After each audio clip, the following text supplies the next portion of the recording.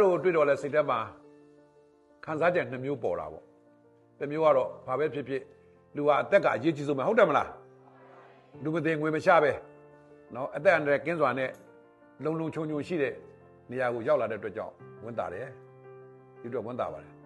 ဟောခင်ဗျားတို့ချစ်ခင်တစ်သက်တဲ့ဒေသကိုဆွန့်ခွာလာတဲ့အတွက်ကြောင့်ပူဝင်တော့ကတွေတော့ရှိကြမှာနော်ဒီအတွက်ကျွန်တော်တို့ကိုချင်းစားပါတယ်ဒါကကျွန်တော်ခံစားချက်2မျိုးပေါ့ကျွန်တော်စောစောကပြောသလိုဘာကြောင့်ဒီဘဝကိုရောက်ရတယ်လဲပြန်စဉ်းစားကြည့်အဲ့တော့2020ခုနှစ်ရွေးကောက်ပွဲမှတ်မိတယ်ဗလားရွေးကောက်ပွဲမတိုင်မီအချိန်တုန်းကကျွန်တော်အေးချမ်းမယ်ဗျာသွားတဲ့နေရာကိုသွားလို့မရဘူးလားလူတန်းနေလုံးလို့မရဘူးလားရတယ်ကလေးတွေကြောင်းပျော်ရွှင်တက်လို့ရတယ်ကြံတဲ့အသက်အန္တရာယ်ဆိုတာမရှိတော့ပါပဲနော်အေးချမ်းချမ်းနဲ့နော်ကျွန်တော်နိုင်ငံကြီးဟာဒီလိုနှစ်ပေါင်းများစွာဖြစ်တည်လာခဲ့တဲ့အခြေအနေရှိတာတိုးတော်လည်းပဲ2020ရွေးကောက်ပွဲကာလမှာအဲ့တော့ဒီနေရာမှာတာဝန်ရှိတဲ့နိုင်ငံတော်အဖွဲ့အစည်းတွေနော်ကျွန်တော်နိုင်ငံရေးပါတီတွေဒါတွေကညှိနိုင်လုပ်ကြဖို့ပြန်လဲစစ်ဆေးဖို့ကျင်းဖန်များစွာတောင်းဆိုပါတယ်တိုးတော်လည်းပဲအဲ့ဒီအချိန်တုန်းကအာဏာရှိနေတဲ့အဖွဲ့အစည်းကလက်မခံဝဲကြဘဲနဲ့အတင်းအာဏာမှလွတ်တော်ဖွဲ့ဖို့လုပ်တယ်လွတ်တော်ဖွဲ့ပြီဆိုရင်အစိုးရတက်တန်းတစ်ခုထပ်ဆရတော့မှာပေါ့ဟလာပြည်သူရဲ့အသေးကြားမဲရပြားဆိုတဲ့ဥစ္စာလဲအတိတ်ပဲမရှိတော့ဘူးပေါ့အချိန်ချင်းညှိတော်လဲပဲအတင်းလို့တဲ့အတွက်ကြောင့်ဒီလိုဖြစ်ရတာပါတရားခံဘယ်သူလဲလို့မေးအဲ့ဒီတော့ကရှိခဲ့တဲ့အဖွဲ့အစည်းရဲ့အတင်းအာဏာမှစာဝတ်ချက်6လို့ပဲကျွန်တော်ပြောရမှာအဲ့တော့နောက်ဆက်တွဲတွေဘာတွေဖြစ်လာလဲနော်ဖွဲ့စည်းဝင်အချို့တွေပြပကိုထပ်သွားတယ်ဟုတ်တယ်မလားမြေပေါ်မှာလက်တက်ကိုင်းတောင်းချမ်းသူတွေပေါ်လာတယ်ကျွန်တော်ပြောသလိုတိတ်ဆိတ်အေဂျင့်နဲ့ကျွန်တော်နေမြေလေးဟာ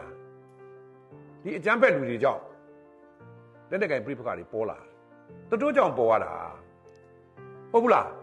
ဟုတ်တယ်မလားဒါပြောတေးကြပြီကြည်ကြပြီကျွန်တော်ပါတီဝင်တွေဆိုထောင်ကျော်ကျွန်တော်အသက်ခံရုံးနေမြောင်များစွာမိရှုခံရတယ်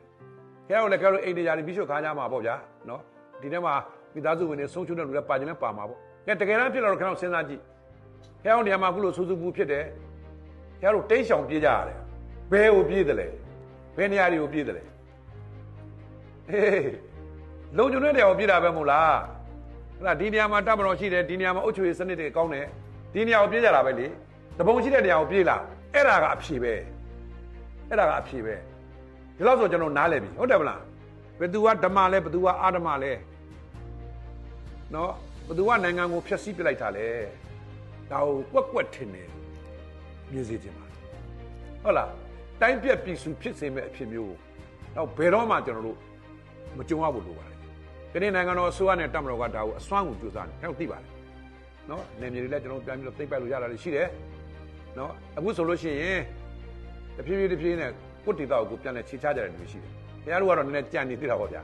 နော်ကျွန်တော်ရုံးမှာဆိုရင်လူ600လောက်ရှိတယ်ကျွန်တော်ပါတီဝင်တွေလေပြိပကဒေတာရှောင်းလာကြတာအခုမရှိတော့ဘူးမရှိတော့ဆိုတာ200လောက်တော့ရှိတယ်တဖြည်းဖြည်းနဲ့ပြန်ပြီးတော့အေးချမ်းသွားတဲ့နေရာတွေကိုပြန်သွားကြအိမ်ပြန်ခိရအိမ်ပြန်ဝန်တာစရာကောင်း